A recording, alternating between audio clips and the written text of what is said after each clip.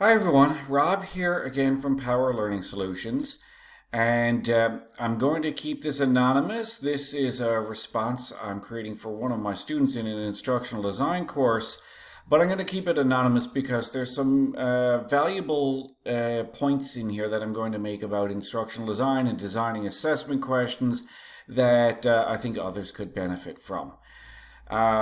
The reason I'm making this response for this student is because they have created a couple of test questions which look fine on the surface and on paper, but will actually create some accessibility issues especially if you are going to administer these questions digitally. The first of these involving these images here, it's a matching question. And if this were printed on paper and handed out to students in a primary school classroom or in an EFL classroom or something like that, then it would probably look fine. You have one extra foil in here, so one extra alternative. They can't guess the question through a simple process of elimination. You've got the image of the coin. You've got a caption underneath it with the name. So on the surface, this looks great, but there is a digital accessibility issue here related to these images. So if I look at each of these images and I inspect the background code on them, I can see that it's got some alt text on it, but it's AI generated alt text. An image of a coin with a sailboat on it, AI generated, may not be accurate. So the first piece of advice here, if AI is gonna automatically generate some captions for images that you insert, check them. Make sure that they're accurate. When you are creating these things like this for an assessment, make sure you check that AI generated caption or write one yourself that doesn't give the answer away. And I'll show you an example of that in a second.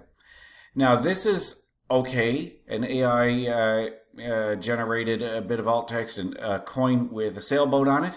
But there's another one when we get down here a little further. I'll inspect that. A close-up of a coin. Not very descriptive. These are all close-ups of coins. So this is going to create a digital accessibility issue because you have not put in descriptive alt text for these images that you verified yourself. If you have a visually impaired student who's taking this test, then this test based on pictures and matching them with the value of the coin will only work for sight readers. Any student who is completing this, especially digitally, and who's using a screen reader application will rely on that alt text to tell them what is in the image. They're not going to be able to complete this. That's going to force you as the teacher to create an alternative version of your assessment if you have a visually impaired student or a student who relies on a screen reader application. Best to just put that alt text in properly to begin with, and then you have an assessment that will work regardless of whether your students use a screen reader application. Now, if we look down at this next question down here, which is intended to be a fill-in-the-blank question, the first issue with this is it isn't actually a fill-in-the-blank question, even though the responses are all this is a blank. This is still a matching question. You have a bunch of options here. You have a bank of options to add to this. It's still a matching question. If your intention is to create a fill-in-the-blank, it should be a single statement like where you have a simple definition. Look at the picture and write the blank name of each classroom item in the space. And you have to fill in that from memory what the blank name is. You don't provide them with a list. They have to recall that for a matching question. You don't do it this way. This really is just a matching question. But that's not the point of me making this video. The point of me making this video is the digital accessibility issue. In this case, again, you're relying on images to tell the story here, to match up. You also have identical this is a blank as your responses to match up with each of these pictures. There's your first accessibility issue. If I'm using a screen reader application, each one of these blanks is the same. As far as I'm concerned, if I put one of these responses in here, there's nothing to differentiate this form field from anything else. So technically they're all correct. I'm putting the correct response in for the form. This is a blank. The second issue here is that, again, if we look at the alt text, I'm going to inspect this here. See the background code over here. So my background code over here says pencil, stock photos, pictures, and royalty free. So I'm relying on the default alt text that was provided by wherever I got this image from. That alt text is giving the answer away. If I look at the next one here, inspect. A clock with black hands, AI generated. It's giving the answer away again. You have to manually verify what you're using as the alternative text for every image. You have to make sure every image has appropriately descriptive alt text. And for a test, you have to make sure that alt text doesn't give away the answer. Now, the third major accessibility problem with this question has to do with how these images and these captions are aligned. They're not actually tagged to each other. The best way to do this is in a linear fashion, not side to side, but from top to bottom with image and then a space to write your response. That way they'll line up properly.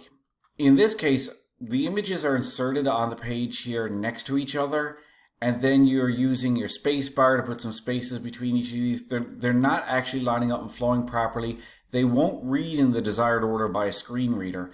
It's going to read this, then this line, this, and then this, and this, and then go down here.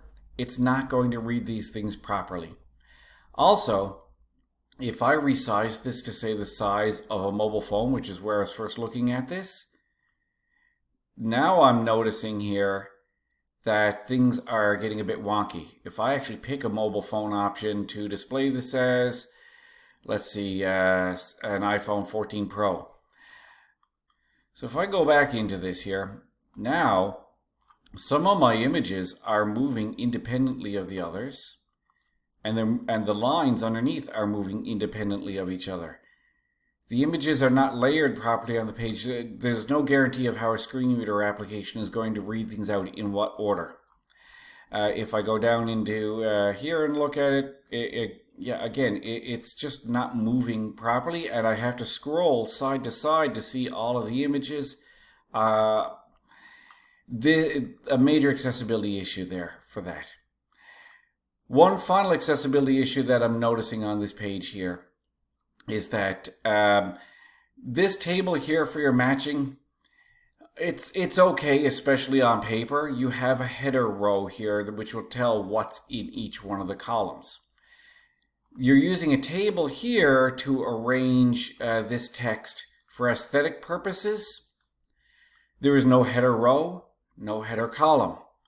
There's nothing to tell a screen reader application what each row and column is. A screen reader may not read this out properly. You should only ever use tables for web design if you're presenting statistical data. Otherwise, use a bullet list or something like that to arrange all your text. It will be nice and clean regardless of the screen size, and it will guarantee that things are going to be read out in the desired screen reader order when using a screen reader application.